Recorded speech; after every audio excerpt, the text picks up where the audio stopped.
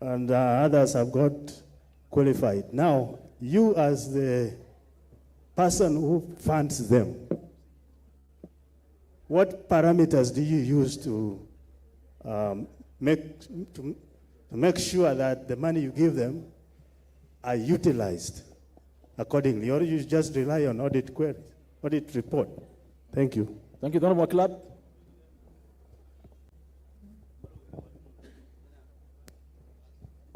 I have one question and one comment. Number one, how to ensure that political parties, when doing their primaries, will strictly comply by using their political parties register. Because in this country, most political parties, during the time of nomination, they use IEBC register rather than their own registered for parties.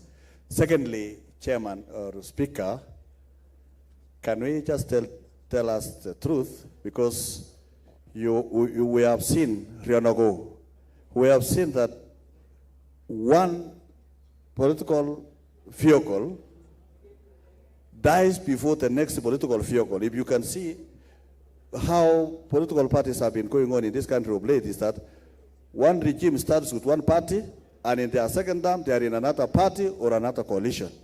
It means that there is no sanity, there is no dignity, there is no order of political parties that have an ideology in which citizens own and follow.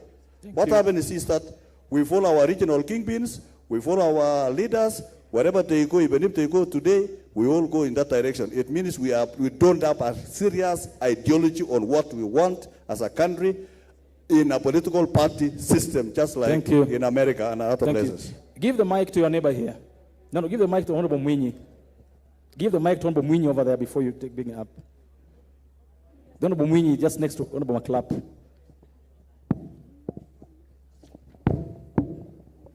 No, give it to the Honorable. Let me ask you a simple question. What happens when a party is given the 6 months probation period and it expires? What happens when a party is given the 6 month probation period and it expires? I hope you don't have that down. Give it, the next person was not supposed to be. The other side, Marakwet West. It's okay. I'll come like this. Thank you for the eloquent presentation. One, CEO, what happens, what do you think should happen in terms of internal regulation of political parties? Because sometimes internal regulations compromise the credibility of elections. Do you think we should regulate through the law? Number two, in terms of the registration of political parties, what happens if a political party is deregistered, whereas it has members already elected to the National Assembly, the Senate, or the county assemblies? Finally, in terms of legal reforms, you've said that you are following up on legal reforms. Now, the current Political Parties Act, as constituted, only regulates political parties. Now, as a member elected through as an independent member of parliament, I find that there are so many gaps. There is a lacuna in law in terms of regulation of independent candidates. Do you think it is time that the Political Parties Act is amended to include independent candidates or independent elected leaders? Thank you. Dono Batandi here. Then Honorable Mutunga, then finally Honorable Bui. Thank you. The law requires Parliament to allocate 0.3% of audited and approved revenues to political parties fund. This means for this financial year, we are supposed to allocate about 6.9 billion to political parties. We have not been able to do this since the fund was created. But departmental committees in charge of this fund have always disagreed with us. They have said, you do not need this amount of money. I wanted you to maybe tell members whether does political parties need these humongous amounts of money, 6.9 billion, in case of this financial year. And also, because some political parties have gone to court and they have secured orders compelling us to be able actually to allocate these funds in arrears. So this dilemma is with us. We want to know whether, do we need all this amount of money to go to political parties? Do you think this money is necessary? Thank you. Thank you, Honorable Mutunga. Thank you, Honorable Speaker. Honorable Speaker, I would like to ask John, do political parties are they living organs? What I mean by living organs is that at the point of registration, they should have at least 24,000 people, members. And then there is party hopping. I mean, there is changing through the app from one party to the other, which means the number of members keep changing. How do you verify whether they're qualifying 24, or is it mandatory that they should remain 24 and above? We need to know that. The other issue is that that's the reason why I'm calling it living. If they are living, they should have 24 plus always. The other issue is with the resource constraints, and then data being very useful and important in this case. How would you rate your credibility of your data? You've told us how resource constrained you are, and how does your data measure up with that of IEBC? How often do you two, as an institution, compare what you have? Because during nominations, IEBC data is used, and then we don't know whether these people really are part of they're also registered. The final thing I want to find out is when people do go for, when we look at the number of political parties we have, some of them are very old. Do you have information to verify these parties are still in keeping with the requirements? Thank you. Honorable Bombui. Yeah, thank you, party leader of MDG. Now, one of the perennial problems that we have in facing political parties is in the registration of members. Many times when you even attempt to register people, you find they've been registered in parties without their consent. How do you intend to deal with this problem once and for all? Because it's really a serious menace in this country. That's one. The second one, I want to refer you to the Constitution of Kenya 2010, Article 91, which deals with political parties, 91.2 on the basic requirements for political parties. And it indicates that a political party shall not be engaged in violence or intimidation of opponents. C, establish a militia or similar organizations. And D, engage in bribery. Now, these vices are very rampant. If you watch news, you see those happening almost every weekend. So what I'm asking is, what action do you intend to take against these parties that are notorious for this kind of problems? Is it possible for you to deregister them, including even if it is a ruling party? Thank you. Thank you so much. I think very interesting questions.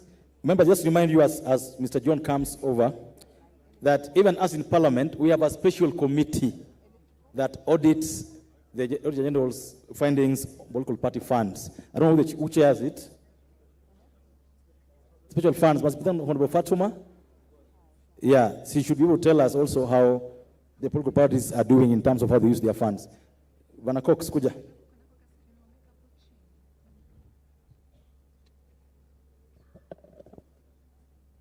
Thank you. Thank you again, honorable members and honorable speaker. Pick those questions that we have put across. I think some of them speak to things I already addressed earlier. And probably a few of them may be things that may need to speak to. Now, there was the question of the money, which I think I had spoken to earlier, whether how do we ensure that this money is spent in the way that it's stipulated by the Act. And I think I did give us some of the things that the parties do, one of them being submission of their plans for how they plan to do the activities for that year, and also the submission of their accounts, which are open to the Auditor General for purposes of reviewing them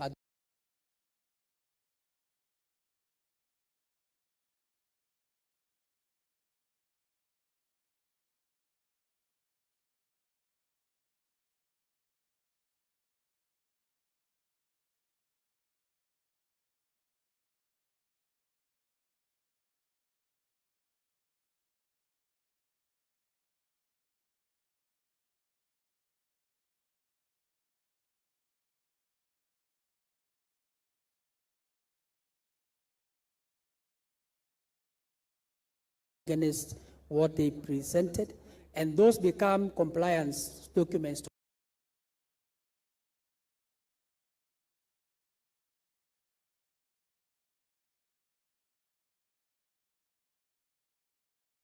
Parties professionally registered. From that date of the issuance of the certificate, they have 270 days within which to now apply and come on board to full registration. If they don't comply within those that framework, then the certificate expires and they will be forced then to again redo the process because they have to keep themselves alive to that time frame that is provided for them. I think I did speak earlier that section 7, subsection 9 of the Political Parties CAF 7D speaks of a party cannot belong to more than one coalition. You know, and a member of a coalition cannot belong to another coalition. I think I did go through that section earlier when I was doing my presentation. And I think there was also the question of the registration. What happens when a party is deregistered? There is a process when a party is deregistered regularly. Then there is provision for those for the memberships, especially those who are in active leadership roles, to make choices of where they want to go, and that the law that says they will be seen to have moved will not apply to them, because then it's providing for them an opportunity to continue the representation process of their respective areas where they come from. There are two questions I want to tie together. One is, how do you make sure political parties are living organs? And the other one is internal regulation of political parties, which becomes a serious issue in terms of credibility for election. And this is true, because we cannot have different levels of integrity. Accountability of integrity takes, you know, it doesn't matter which position of leadership you are in. I think it's important at all levels. And that's why I said earlier that part of our desire, part of what as an office I think we need to do is two things. One is to strengthen the internal organs of the political parties to be able to manage themselves and actually discipline themselves. Because they are entities, we do not also want to be micromanaging those parties, but we need to strengthen the internal organs to function so that when there are disputes, they're able to contain them. And they are not run down by their own memberships in terms of the leadership, but they're able to control them. And the second one is we need to sensitize the public. The public who are actually the members of these political parties need to have enough information about the parties, how the parties function, how the parties are supposed to comply to the Political Parties Act, so that then the wider base of accountability of the parties is not just within the party, but also within the membership of those parties, where they come from. So that, to me, becomes a broader base for the purposes of holding our parties accountable and making them decent. Do we need to do reforms to have independent candidates regulated? Again, it's a conversation that we need to have.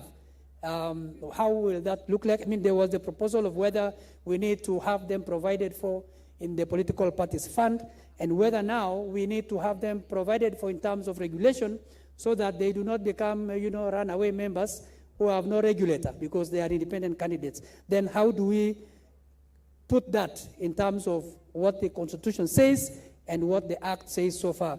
But I would say that in terms of the reforms that we are right now, we have not featured the issue of the independent being considered probably as one of the people to be regulated, neither the consideration for the fund. So it's something that we're looking forward to see how that is going to look like as we move on.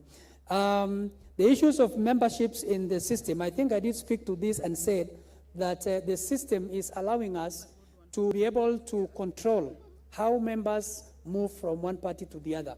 As opposed to maybe previously, for those who came on board earlier, we didn't have a system as such. But now we have a system that actually has a very good control, that you cannot register as a member of two political parties. Neither can you include somebody in a party without their consent. Neither can a party also join another, can an individual join a party without the consent of the party.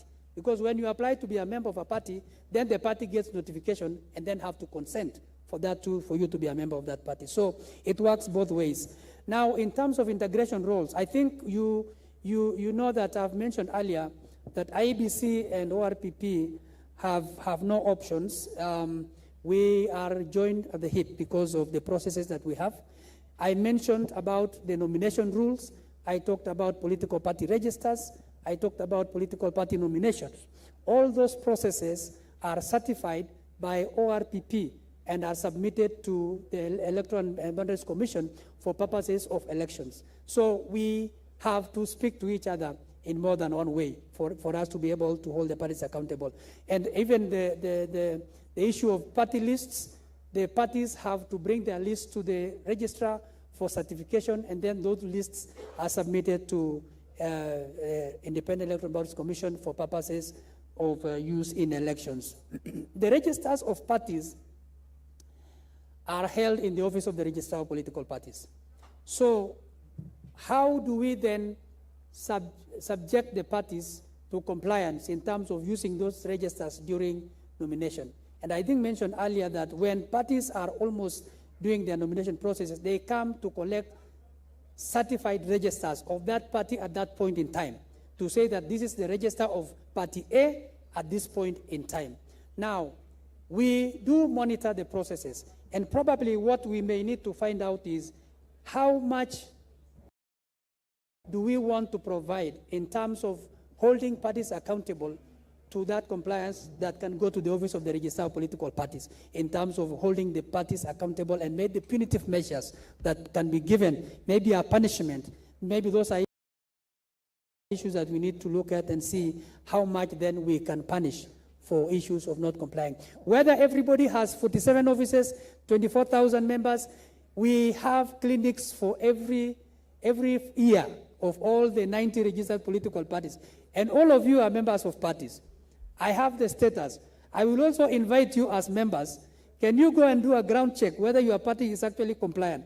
I am sure at the beginning of this year, I wrote a letter to all the 90 political parties highlighting the areas where they need to comply, even as we move towards 2027. Of course, remember, we are not there to punish. We are trying to improve our democratic processes, but we also have to practice that within a framework that is constitutionally provided for. And that is why the compliance is important.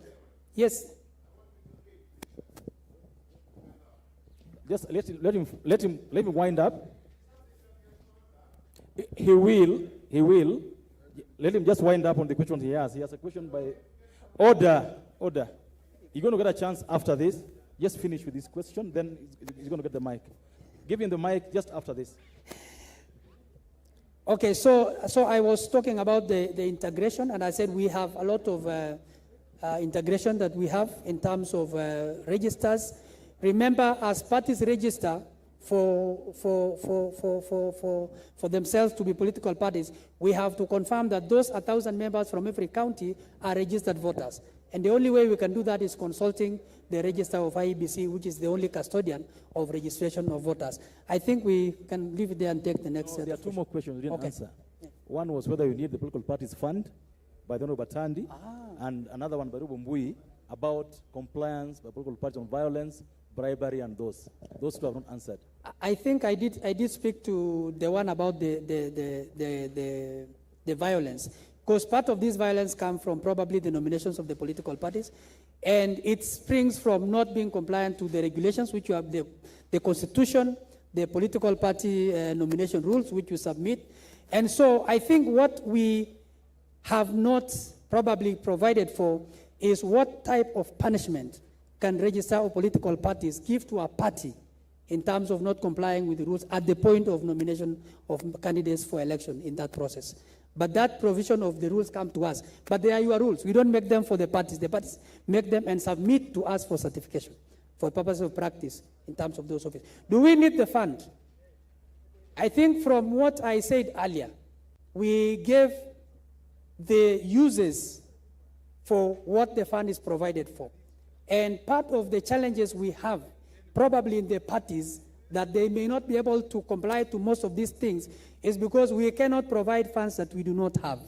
Because what we receive is what we distribute to the parties according to the percentages provided by law in terms of the 70%, the 15%, 10%, and the 5%. That is all we can give. So whatever amount comes is what we divide to fit in the percentages as distributed in the fund criteria that is provided by the Act. Thank you. Honorable Mwinyi, please.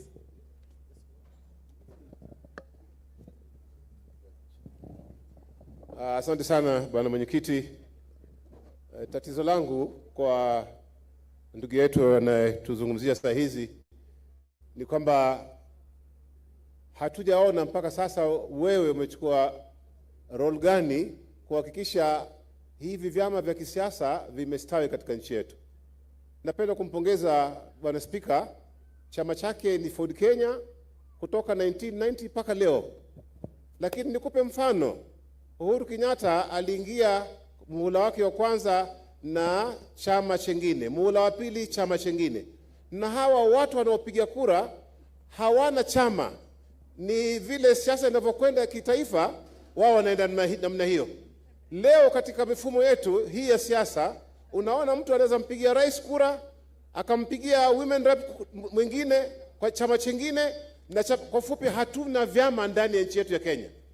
Huno mfumo ambao waitwa mfumo wa chama kama ANC in South Africa, kama CCM in Tanzania, mbona hapa kwetu haujastawi? Na je, wewe una mikakati gani ya kuhakikisha watu wanakaa katika vyama vyao na wanaenda na sera ambazo wameweka katika hizi vyama vyao? Otherwise saa hizi huyu atakuja atasema this time niko na policy hii, mwingine akija ana policy ile, and then hatutakuwa na maendeleo ya nchi. Kwa sababu gani? Hatuna mfumo ambao unatuelekeza mahali popote. Asante sana Bwana Mwenyekiti. Thank you very much. Thank you. I agree with you 100%, Honorable Member. I think it's a question that we need to, I'm happy that we are all seated here as members of political parties. I think the critical question is, how do we then institutionalize our political parties to the extent that they outlive faces of people, they outlive time, they become institutions that preserve democracy in themselves? And I think that's a question that we need to address. And what we are doing right now, I would say, as of the recent past, we actually require parties to submit to us a statement of ideology. It is a starting point. What do you want to stand for? What is it that you think you want to fill that the 92 or the 90 have not already filled in terms of the space that we have? What do you want to speak to in terms of a political party? And the second question is, what is that compelling reason that will sustain you as a party for the next 100 years? Because unless you have a compelling reason as a party, you will not outlive the people who started the party. But if you have a compelling reason, then you will have a reason to exist even beyond the faces that you see. And probably, as I said earlier also, part of what we need to impress is the transition that we talked about. And part of me says we need to ensure that as we wind as political parties, we have the issues of giving ourselves fresh leadership so that they're able to take the parties to new fronts every time. Because faces are changing, the social network is changing, everything else in the world is changing. And parties have to live to that. Because if we don't, then we will have parties that only last a cycle of election and they are gone. But it is an issue that the parties have to speak to individually, because they then need to establish organs that will ensure that that party does not run because of 1, 2, 3 people, but runs because it has a reason to live and last for a long time, to know from today. Thank you very much. That's a valid concern. Thank you. Thank you so much. Members, we agree that Mr. John Cox has done justice to the topic we have. May you give him a better applause for the good job done. And I want to thank you, members, for your patience and active participation. We have an equally interesting topic coming up after lunch. That is IBC and electoral management towards the next elections. So, members, at this juncture, I would want to invite you for lunch. We'll go for lunch right away. It's now 2:23. Our lunch will last 45 minutes. So we'll come back here at 3:15 on the outermost. And I would like to invite Mr. John Cox and your team. I would like to invite my friend Ethekon and his team for lunch with us. and be back here by 2:15. Lunch is served in the tent right in front of us as you walk out. Welcome for lunch, and God bless you all. Asanteni sana.